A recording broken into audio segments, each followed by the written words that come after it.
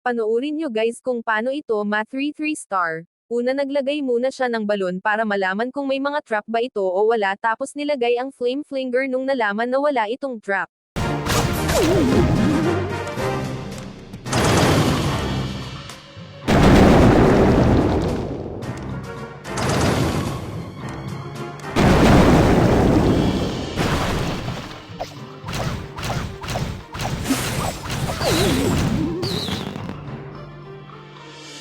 Dahil naka-air attack tayo guys kaya nag-brew ako ng mga lightning spell para sa mga air defense nito.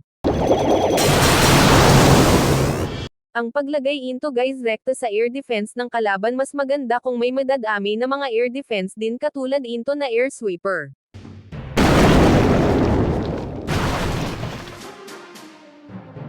Dito ulit guys nilagyan muna niya ng balon bago ang electric dragon para sa trap.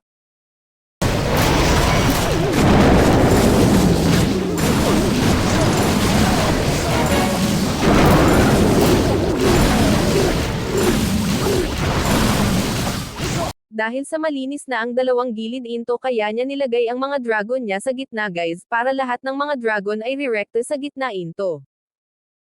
Yan ang simpleng tips guys kung gusto nyo manalo sa bawat attack nyo sa mga matataas na town hall guys, tapos ang mga spell na natira ay diskarte nyo na kung paano nyo ito i-dodrop ng maayos guys. Kung gusto nyo pang makita mga tips guys para ma-enhance ang inyong skills para mag-attack save kalaban guys, paki-follow na lang po ng page guys hahaha.